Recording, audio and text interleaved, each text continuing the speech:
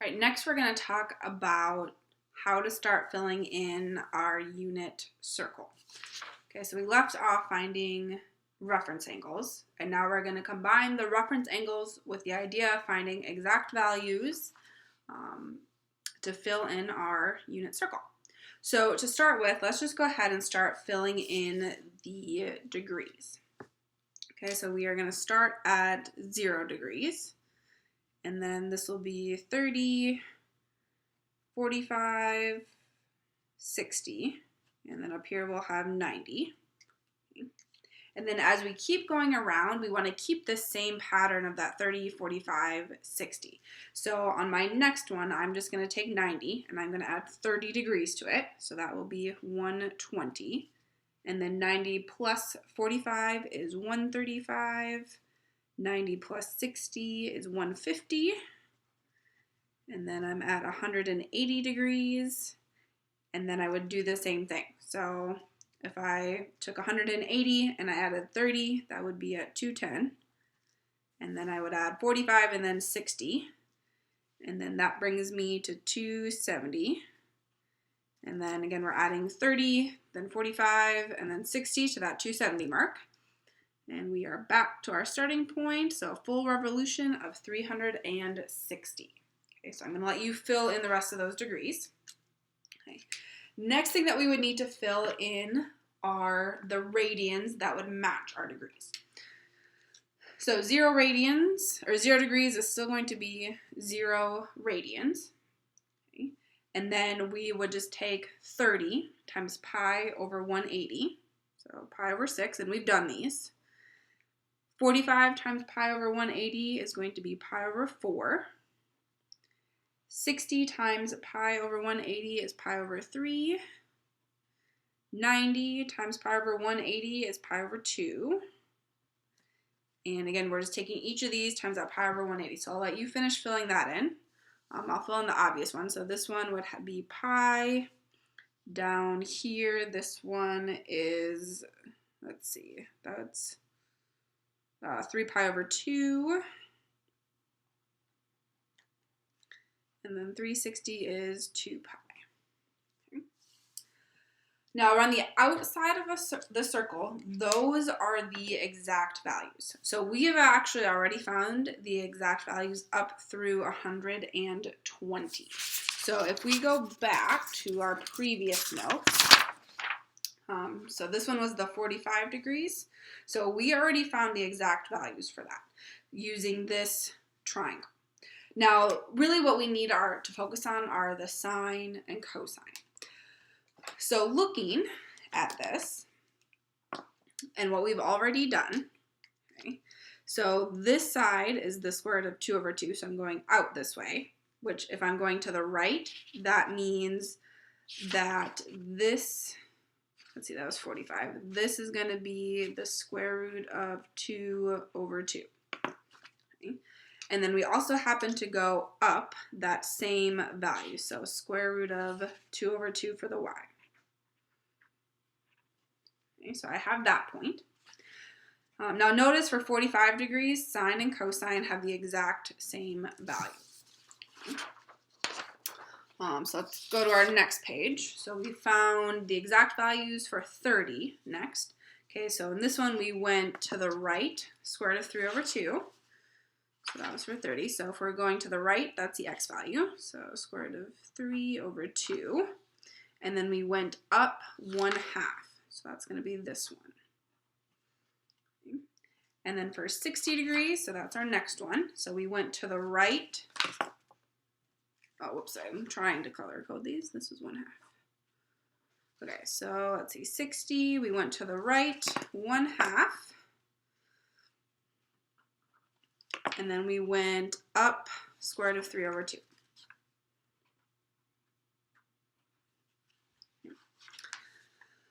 We are going to skip 90 for a second and then go to 120. So we also did that one. So we had our 60-degree reference angle. Now again, our lengths, we went to the left this time, so negative 1/2. So that means that this is negative 1/2.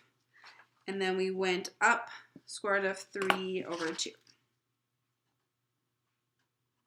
Okay.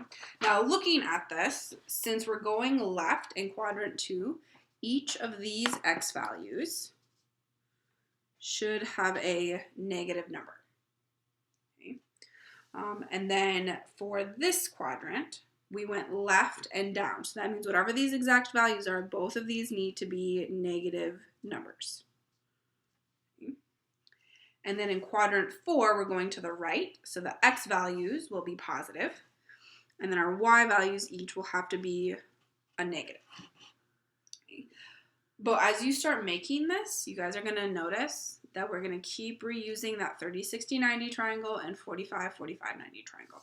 So I would like you guys to finish filling this in as well.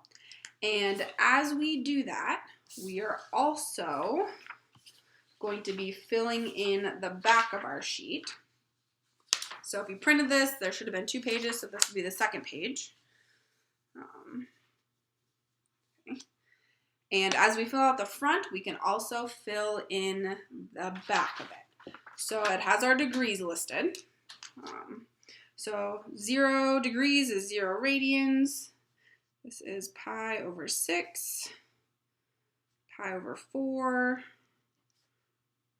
pi over 3, pi over 2, and we can keep going. So 180 was pi, which if we go down below, so 180, so these 2 columns will be the same. So this is pi. 270 is that 3 pi over 2, and 360 is 2 pi. So those are the radians. And then the rest of this chart, we are going to be filling in those exact values. So, and we're going to use this chart right here to help us with that. And we've already found these exact values, so we don't need to keep refinding them. So again, the 40 exact value of cosine of 30. Actually, let's start with the 45 since that's what we did. That's going to be pi over, not pi, square root of 2 over 2.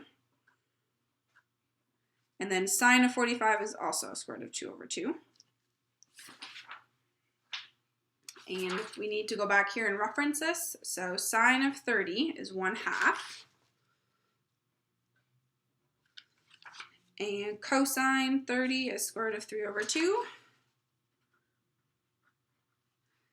And then 60, so let's see, cosine 60 is 1/2. And sine of 60 is square root of 3 over 2. So what you're going to need to do is, again, figure out those reference angles. And this should help you. So we should keep getting those values. And depending on what quadrant you're in is going to help you figure out the sign. So again, I'm going to skip 0 for a second and talk about 30. So again, cosine 30, we already know that. That is square root of 3 over 2. Sine of 30 is 1/2. And then for tangent, we're just taking the square root of 3 over 2 and dividing it by 1/2, which again, we've already done this one. So this is the process that you would go through. So our answer ended up simplifying to be the square root of 3 over 3. Okay. And then remembering our reciprocal functions is what we're going to do next. So secant is the reciprocal to cosine, so we would flip this over, and then we would need to rationalize. So you might want to have some scratch paper handy as we continue this. So for the secant, again, I'm flipping cosine, so that would be 2 over the square root of 3, and then we would rationalize. So this will be 2 square root of 3 over 3 for that. The cosecant is a reciprocal to sine, so I'm flipping the 1/2 over, so that would just be 2. And then cotangent, we are flipping our tangent. And again, since I already have this work, if I want to, I can actually go back to this part right here, or this part, and flip this. So it's going to end up being the square root of 3. And then for 45, we would go through and do that exact same process. So we would have the square root of 2 over 2, square root of 2 over 2. And then for tangent, again, I'm taking sine divided by cosine. So this divided by this. And if I'm dividing something by itself, that's just going to give me 1. And then for the secant, we are flipping the square root of 2 over 2. So again, if you're doing some side work, or even in our other work, if we go back and look at it, we would flip that. Let me grab a scratch piece of paper here. Okay, so again, if we are using scratch, so secant, I'm flipping the cosine. So that means I would have 2 over the square root of 2. And then if I rationalize, 2 square root of 2 over 2 would simplify to be the square root of 2. So that would be my answer for this one. Okay. Secant, we're flipping this. Now because it's the same, this is also going to be the square root of 2. And then for cotangent, that's reciprocal to tangent. So 1 over 1 is still just going to be 1. Okay. And then we would basically just keep going. Now the 0, 90, and 180 are a little trickier. So for that, we actually want to go back to our unit circle here. So if I start with a 90, so keep in mind, we have a unit circle. So the radius is 1. So that means if I'm thinking about this, this line here is a radius, which has a length of 1. So I didn't move left or right. So my x value would have to be 0 here. And then I went up 1. Okay. Now when we're looking at each of these points, remember we're going over and then up. So if we go back and look at our triangles here, so this square root of 3 over 2 was the answer to cosine. So every time we go left or right, we're going left or right however long our cosine value is, and then up and down is going to be sine. So if you want to, we can add that in. So if we're thinking about each of these coordinates, we are finding the exact values. So the x coordinate is going to be cosine, and then the y value is going to be sine. Okay. So that means at 90 degrees, the cosine of 90 is 0, and the sine of 90 is 1. So we're going to use that to fill in our chart on this side. And if you want to color code your chart, you can, but you don't have to. All right, so we said cosine was 0, and then sine is 1.